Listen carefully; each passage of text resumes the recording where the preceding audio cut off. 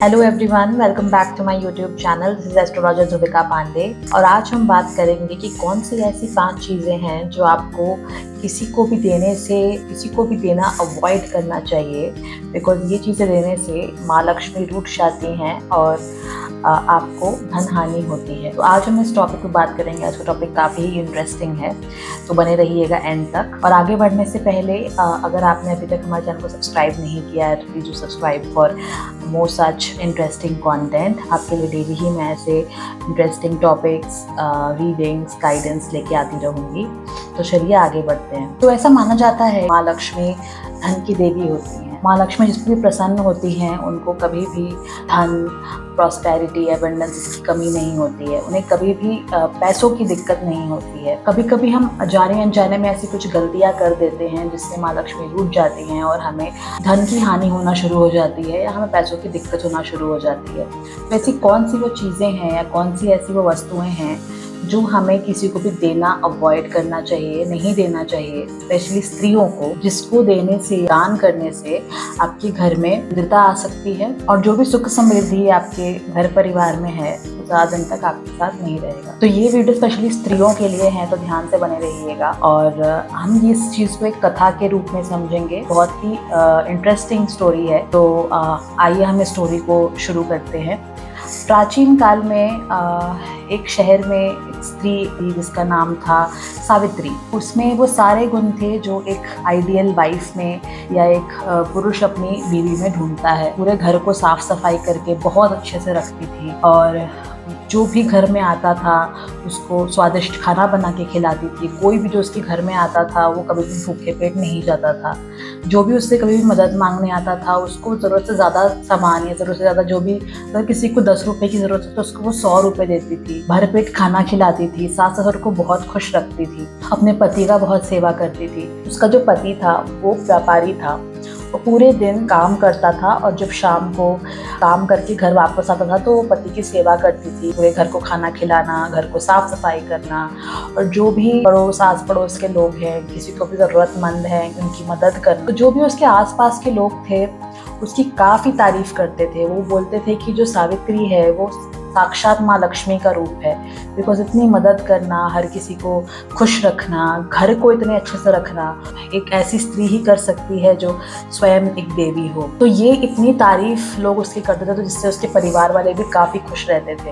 उसके घर में काफ़ी धन था, काफ़ी पैसा था, पति का व्यापार भी बहुत अच्छा चल रहा था, सास ससुर भी उससे बहुत खुश थे। तो ऐसे ही कुछ ना कुछ गरीबों की मदद करना, घर का साफ सफाई करना, आंगन का साफ सफाई करना, कोई भी पूजा पाठ हो गया, कभी भी किसी त्योहार में पूजा पाठ करना, सारा कुछ पूजा पाठ वो नीति नियम के साथ करती थी। घर के बाहर उसके एक बड़े से तुलसी का पौधा था, उसको वो डेली पूजा करती थी। तो सारा कुछ जो भी एक स्त्री को करना चाहिए वो सारा कुछ वो नीति नियम के साथ करती थी। तो उसकी कुछ सहेलियां थी जिनसे वो डेली मिला करती थी, बातचीत करती थी आपस में। वो अपने घर के बारे में, अपने पतियों के बारे में, अपने परिवार के बारे में कुछ ना कुछ अपना बातचीत उनके साथ करते रहती थी। तो ऐसे ही जैसे कि मैंने बताया, सावित्री जो थी वो काफ़ी एक कोमल हृदय वाली स्त्री थी। अगर किसी ने उससे मदद मांग ली तो वो कभी भी उसको मना नहीं करती थी। तो ऐसे ही एक दिन, एक शाम, तो कमला उसके पास आई, सावित्री के पास, काफ़ी परेशान थी। और कमला ने सावित्री को आके बोला कि सावित्री, मैं काफ़ी परेशान हूँ, मेरे यहाँ काफ़ी गेस्ट्स आए हुए हैं, काफ़ी मेहमान आए हुए हैं। कमला सावित्री के पास काफ़ी परेशान आई, काफ़ी वो दुखी भी थी।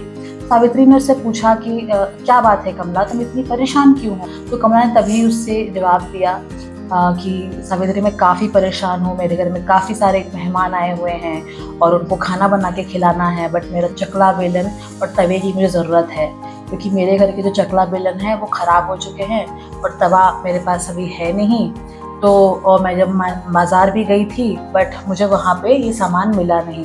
अभी मुझे बहुत ज़रूरत है, अभी बहुत अचानक से मुझे ज़रूरत आन पड़ी है, तो क्या तुम मुझे ये चीज़ें दे सकती हो? तो सावित्री को, जैसा मैंने बताया, वो तो थी ही कोमल हृदय की, उसने कमला को बोल दिया कि तुम इतनी सी बात के लिए परेशान क्यों होती हो? मैं अभी अपने किचन से चकला बेलन तवा लेके आती हूँ, तुम अपने मेहमानों को भर पेट खाना खिलाओ और इस चीज़ की तुम्हें परेशानी लेने की कोई ज़रूरत नहीं है। और वो तुरंत किचन से चकला बेलन और तवा लेकर के आई और कमला को दे दिया। कमला काफ़ी खुश हुई, बोली कि तुम्हारी जैसी दोस्त हर किसी को मिले, और वो चकला बेलन तवा लेके चली गई। अगली शाम फिर उसकी दूसरी दोस्त आई और उसका नाम था सुकन्या। वो आके वो भी काफ़ी परेशान थी। उन्होंने थोड़ी देर सावित्री से बात की और फिर उसकी आंखों में बात करते करते आंसू भर आए। उसने बोला, सावित्री ने जब आंसू देखे सुकन्या की आंखों में तो उसने पूछा कि क्या बात है सुकन्या, तुम इतनी परेशान क्यों हो? तो सावित्री ने बोला कि ऐसी क्या बात है सुकन्या, तुम्हारी आंखों में आंसू क्यों आ गए? तो सुकन्या ने बोला कि मेरी बेटी तो तुम्हें पता ही है, उसकी शादी की उम्र हो चली है और अभी उसको लड़के वाले देखने आने वाले हैं। बट मैं तो इतनी गरीब हूँ, मेरे पास तो आभूषण भी नहीं है मेरी बेटी को पहनाने के लिए, गहने जेवर भी नहीं है। बिकॉज अगर लड़के वाले आएंगे और देखेंगे कि इसकी बेटी के पास गहना जेवर भी नहीं है तो वो क्या सोचेंगे, मेरी बेटी का तो रिश्ता ही नहीं हो पाएगा। वो काफी दुखी हो गई और फूट फूट के रोने लगी। तभी सावित्री ने बोला कि सुकन्या तुम रोती क्यों, मेरे गहने जेवर ले जाओ एक दिन के लिए, अपनी बेटी को पहनाओ, उसका रिश्ता पक्का हो जाए, अच्छी बात और क्या हो सकती है। और उसने अपना गहना जेवर निकाल के सुकन्या को दे दिया और बोला कि जब तुम्हारी बेटी का रिश्ता फिक्स हो जाए, लड़के वाले देख के चले जाए, तब अगले दिन तुम मुझे ये गहने जेवर लौटा देना। और वो दोस्त उसकी बहुत खुश हो गई ये बात सुन के, बोली कि तुम्हारे जैसी दोस्त शायद ही होगी। और उसने खुशी के मारे सावित्री को गले लगा लिया और सावित्री भी बहुत खुश हुई कि उसकी दोस्त का इतना बड़ा बोझ हल्का हो गया। और उसने बोला कि जाओ, जब बेटी का रिश्ता पक्का हो जाए तो मुझे बता देना। उसके बाद कुछ दिनों के बाद तीसरी दोस्त आई और उसने बोला कि सावित्री क्या मुझे तुम्हारा झाड़ू मिल सकता है? मेरे घर में काफी गंदगी हो गई है और मेरे पास झाड़ू नहीं है। झाड़ू, मुझे घर साफ करना है, मेरे घर में मेहमान आ रहे हैं। मैं बाजार गई थी बट उधर उन्होंने बोला कि झाड़ू आने में अभी उनके पास 2-3 दिन लगेंगे। मेरे पास अभी झाड़ू नहीं है, मेरा घर गंदा अच्छा नहीं लगेगा, अगर मेहमान गंदे घर में आ जाएंगे, मेरा जो है इम्प्रेशन अच्छा नहीं पड़ेगा उनके ऊपर, तो क्या तुम मुझे झाड़ू दे सकती हो? तो सावित्री ने बोला, इतनी सी बात के लिए तुम इतना टेंशन क्यों ले रही हो? मेरी झाड़ू लेके जाओ, घर साफ सफाई करो और आराम से मुझे शाम को या कल तक लौटा देना। सावित्री ने झाड़ू लाके विमला को दे दिया और विमला काफी खुश हुई और झाड़ू लेकर के अपने घर चली गई। फिर उसके अगले ही दिन उसकी चौथी दोस्त आई और उसने बोला कि सावित्री, मुझे तुमसे इस समय ये मांगते हुए सही तो नहीं लग रहा है, बट मुझे अचानक से दूध की ज़रूरत है। शाम का समय था, उसने बोला मुझे अचानक से दूध की ज़रूरत है, क्या तुम मुझे थोड़ी सी दूध दे सकती हो?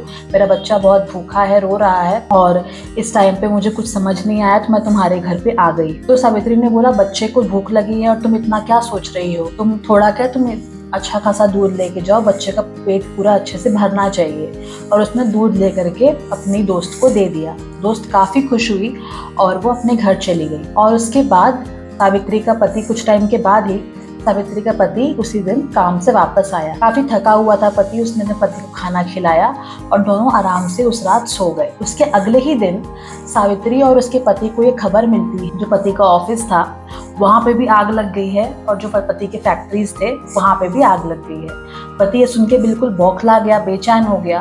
वो सोचा कि सब क्या हो रहा है, मतलब अचानक से आग लग गई, ऑफिस में आग लग गई, फैक्ट्री में आग लग गई, वो कुछ समझ नहीं पाया। सावित्री भी बिल्कुल सुन के हक्का बक्का रह गई कि ये अचानक से आग कैसे लग गई। पति बिल्कुल टेंशन में आ गया, बोला कि हमारा खर्चा कैसे चलेगा, हमारे तो फैक्ट्री में ही आग लग गई। तो फिर तुरंत सावित्री ने बोला, नहीं हमारे घर की तिजोरी में पैसे पड़े हैं, आप उस चीज़ की टेंशन नहीं लीजिए। तो तुरंत दौड़ के तिजोरी के पास गई। जब उसने तिजोरी खोल के देखा तो देखा कि पूरे तिजोरी खाली पड़ी है, खुला हुआ है, सारे पैसे, पूरा तिजोरी खाली है और तिजोरी खुली पड़ी है और उसमें बिल एक भी रुपया नहीं है। उसके बाद सावित्री का तो होश ही उड़ गए और उसके पति बिल्कुल बौखला गया ये देख करके। उसके सास ससुर भी बौखला गए। उसके बाद पति ने बोला कि तुम जो आए गए लोगों की सेवा करते रहती हो, आए गए लोगों की मदद करते रहती हो, दोस्तों को घर पे बुलाते रहती हो, उसी की वजह से ये सब चीज़ें हुई हैं। उसने बोला कि जो तुम्हारे दोस्त आते रहते हैं घर पे, बाहर के लोगों की तुम सेवा करते रहती हो, उनमें से ही किसी ने चोरी करी है और मेरे फैक्ट्री में आग लगवाया है। ये सब कुछ तुम्हारी वजह से हुआ है,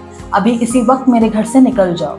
उसके पति ने गुस्से में उसे घर से निकाल दिया। उसके बाद वो सावित्री ने बोला, सावित्री तभी उसके अपने पति को बोलती है कि नहीं नहीं, मैंने अभी रिसेंटली ही अपने दोस्तों को आभूषण भी दिया है, मैं तुरंत जाती हूँ और वो चीज़ें लेकर के आती हूँ, आप ऐसा प्लीज मुझे मत बोलिए। वह तो दौड़ करके जाती है, जो दोस्तों को उसने सामान उधार पे दिया था वो सबके घर जाती है। तो उसने गहना उधार पे दिया था, उसका घर में ताला लगा हुआ था, जो सब उससे चीज़ें उधार पे ली थी, ये बोल के कि मेहमान आए हैं, घर साफ करना है, कोई भी घर पर नहीं था। तो फिर सावित्री के होश उड़ गए।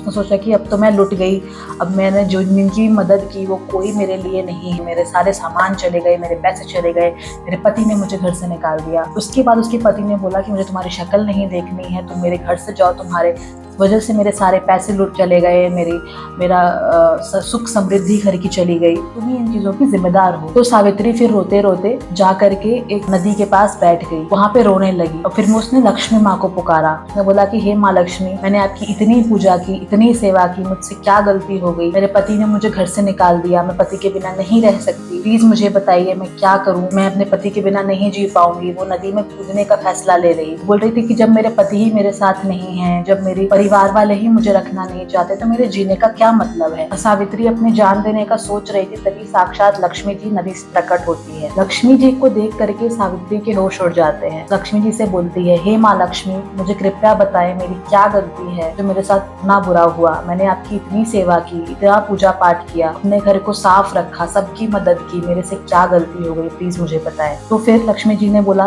सावित्री तुम ये क्या करने जा रही थी? मैंने तुम्हारी कुछ गलतियों की वजह से ही तुम्हारा घर छोड़ दिया। तुमने ऐसी कुछ गलतियां की हैं जो तुम्हें नहीं करनी चाहिए थे, जिसकी वजह से मैं रुष्ट होकर के तुम्हारे घर से चली गई। तब सावित्री ने जवाब दिया, माँ लक्ष्मी कृपया मुझे बताएं मुझसे क्या गलती हुई है, या मैंने ऐसा क्या किया है जिससे आप रुष्ट हो गई, ऐसा क्या मुझे नहीं करना चाहिए था। तब माँ लक्ष्मी से बताती है, मैं तुम्हें तुम्हारी गलतियां बताऊंगी जो तुम ध्यान से सुनना। तुम्हारी पहली गलती ये थी कि तुमने अपनी दोस्त को चकला बेलन और तवा दे दिया। चकला बेलन तवा विष्णु जी का प्रसाद बनाने के लिए इस्तेमाल किया जाता है। चकला बेलन से जो पहली रोटी बनती है उसे गाय को दिया जाता है। चकला बेलन और तवा काफी शुभदायक वस्तु है जिसमें भगवान विष्णु का वास होता है, और तुमने वही चीज किसी और को दे दी। तुम्हारे घर में मैं कैसे रुक सकती थी। तुम्हारी दूसरी गलती ये थी कि तुमने झाड़ू अपनी दोस्त को दे दिया। झाड़ू में तो मैं स्वयं निवास करती हूँ। झाड़ू सुख समृद्धि का प्रतीक होता है। झाड़ू को किसी और की नजरों से भी बचा करके रखना चाहिए, किसी और की आंखें भी या किसी और की नजर भी उस तुम्हारे घर के झाड़ू पे नहीं पड़नी चाहिए। और तुमने वही झाड़ू किसी और अपने घर ले जाने के लिए दे दी, तो फिर मैं तुम्हारे घर में कैसे रह सकती थी। हमारी तीसरी बड़ी गलती ये थी कि तुमने अपने आभूषण अपने दोस्त को दे दिए। आभूषण में तो मैं स्वयं निवास करती हूँ। आभूषण एक घर के सुख समृद्धि वैभव का प्रतीक होता है, एक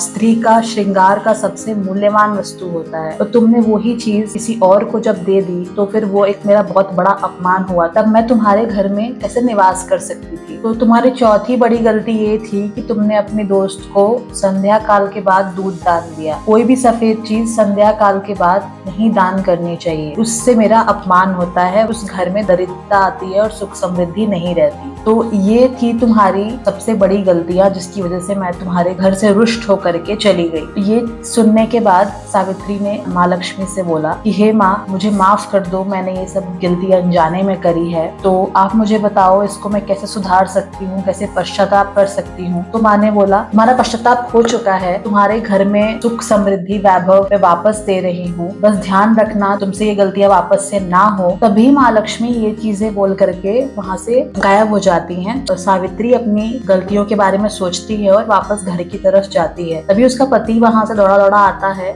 और सावित्री को रास्ते में मिलता है और बोलता है कि सावित्री तुम कहाँ चली गई थी, हमारा सारा धन वैभव वापस आ चुका है, हमारे पैसे वापस आ चुके हैं, जो हमारे दोस्त जो आभूषण झाड़ू सब लेके गए थे सब वापस दे के चले गए हैं, जो मैंने तुम पे इतना गुस्सा किया उसके लिए मुझे माफ कर दो। सारा कुछ बोल के चीजें सारी ठीक हो जाती है। ये थी हमारी आज की कथा। इससे हमें ये जानने को मिलता है कि ये जो कुछ चीजें थी जैसे चकला बेलन, तवा, झाड़ू, दूध और आभूषण, ये जो कुछ चीजें हैं इसे हमें गलती से भी कभी भी किसी को भी दान नहीं करना चाहिए। बिकॉज ये चीजें अगर हम दान करते हैं तो इससे हमारे घर के सुख समृद्धि वैभव खत्म होता है, लक्ष्मी जी रुष्ट होती हैं, जो भी हमारे पैसे से रिलेटेड दिक्कतें हैं वो शुरू हो जाती हैं। एंड ऐसे अगर आपको आज की वीडियो अच्छी लगी हो तो हमें कमेंट सेक्शन में जरूर बताना और जय माँ लक्ष्मी जरूर लिखिएगा। और ऐसी कौन सी वीडियो और ऐसे कौन से टॉपिक पे आपको वीडियो चाहिए वो हमें जरूर बताइएगा। एंड अभी तक अगर आपने हमारे चैनल को सब्सक्राइब नहीं किया है तो प्लीज डू सब्सक्राइब। मिलते हैं नेक्स्ट वीडियो में। जय महाकाल।